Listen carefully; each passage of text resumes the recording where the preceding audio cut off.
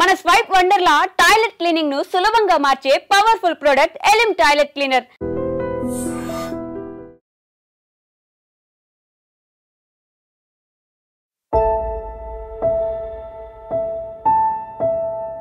ఈత సరదా ఈ మధ్య కాలంలో చాలా మంది ప్రాణాలను అయితే తీస్తుంది. యాక్చువల్లీ కొంతమంది అయితే ఇట్లా గుంతలల్లో వర్షాలు పడుతున్నాయి కాబట్టి గుంతలల్లో వాటర్ నిండినప్పుడు అంటే కొంత ఆనందంగా హ్యాపీగా అందులో ఈత కొట్టచ్చు అన్న దాంతో చాలామంది ఈతకు వెళ్తున్నటువంటి పరిస్థితి. అప్పుడు ఆ గుంత లోతు ఎంత ఉంది నాకు పూర్తి స్థాయిలో అవగాహన లేకుండానే ఆ గుంతలో వెళ్ళి చనిపోయిన సందర్భాలు చాలా కనిపిస్తున్నాయి. కానీ ఈ పర్టికులర్ ఇన్సిడెంట్లో మనకు తెలుసు ఈ మధ్య కాలంలో వర్షాలు బాగా పడుతున్నాయి. దట్టు నార్త్ తెలంగాణ అంటే ఈ ఆదిలాబాద్, నిజామాబాద్, కామారెడ్డి ఇట్లాంటి ప్రాంతాల్లో అయితే వర్షాలు బాగా కురిసాయి, మనకందరికీ తెలిసిందే. సో నిజాం సాగర్కి సంబంధించిన ఈ బ్యాక్ వాటర్ ఏదైతే ఉందో ఆ బ్యాక్ వాటర్లో చాలామంది కూడా ఇప్పుడు హాలిడేస్ కూడా కాబట్టి ఈత సరదా ఉన్నటువంటి వాళ్ళు చాలామంది ఈతకు వెళ్తూ ఉంటారు. మరి ఏం జరిగిందో ఏంటో తెలియదు కానీ ఎల్లారెడ్డిపేటకు సంబంధించిన 3 యువకులు ఇట్లానే ఈతకు వెళ్ళిండ్రు. ఈతకు వెళ్ళినటువంటి వాళ్ళు సరదాగా కాసేపు ఈత కొట్టిన తర్వాత ఇంకా కూడా లోపలికి వెళ్ళి పాపం ఆ లోతు తెలియక అనుకోండి, లేదంటే ఆ డీప్ వాటర్కి వెళ్ళిన తర్వాత వాళ్ళు బయటకు రాలేకపోయినరు. 3 కూడా సరదా కోసం ఈతకు వెళ్తే ఇప్పుడు పూర్తి స్థాయిలో 3 కూడా ఈ నిజాం సాగర్ బ్యాక్ వాటర్లో మునిగిపోయి చనిపోయినటువంటి పరిస్థితి కనిపిస్తోంది. వీళ్ళందరూ కూడా స్నేహితులుగా కూడా చెప్తున్నారు.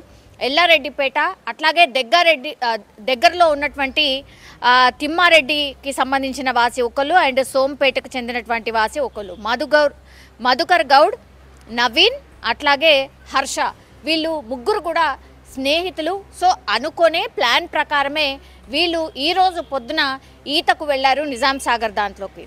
అప్పుడు లోపల డీప్ వాటర్లోకి వెళ్ళిన తర్వాత ఒకళ్ళనొకళ్ళు కాపాడుకునే క్రమంలో 3 కూడా మునిగిపోయినటువంటి పరిస్థితి అయితే కనిపిస్తోంది. సో గజ ఈతగాళ్లను తీసుకొచ్చి వెతకడం స్టార్ట్ చేశారు.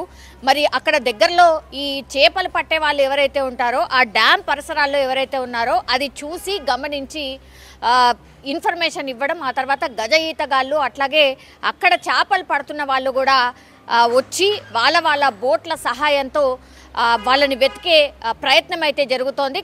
కానీ ఇప్పటి వరకు కూడా కేవలం పొద్దున్న నుంచి ఇన్సిడెంట్ జరిగితే కేవలం ఒక మృతదేహం మాత్రమే లభ్యమైంది. ఇంకా 2 మృతదేహం కోసం గజ ఈతగాళ్లతోని అట్లాగే జాలర్లతోని వెతుకుతున్న సిచ్యువేషన్ అయితే కనిపిస్తోంది.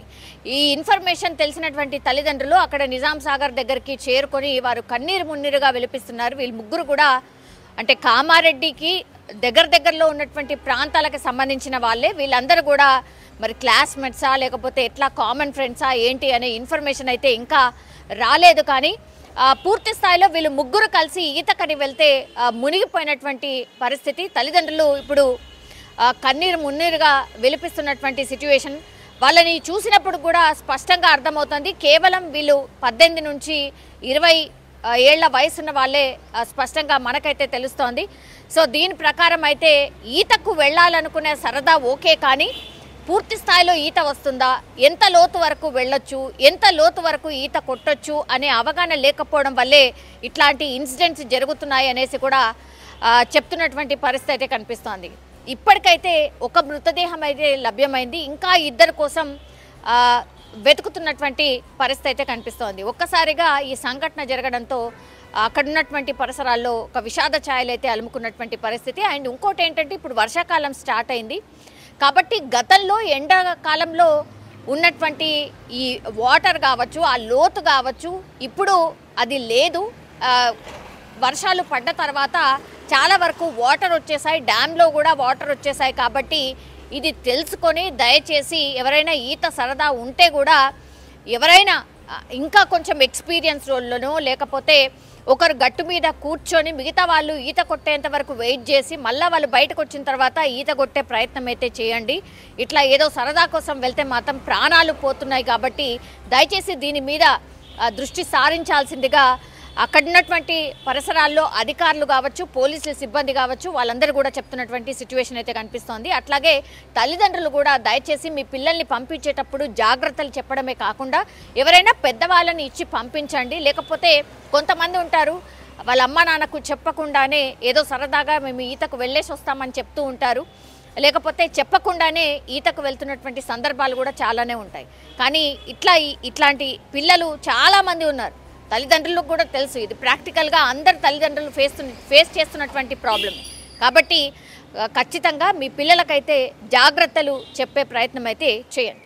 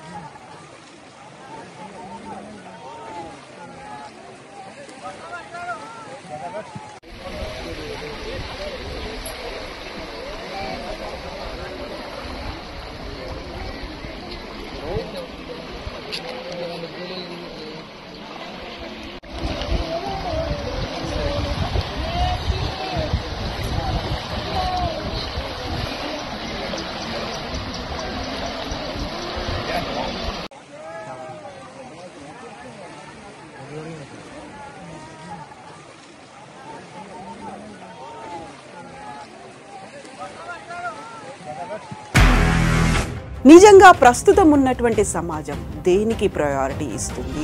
ఆర్థిక సంబంధాల చుట్టూ మాత్రమే తిరుగుతుంది. మళ్ళీ ఎన్నికలంగానే చాలా విరక్తి కలుగుతాను.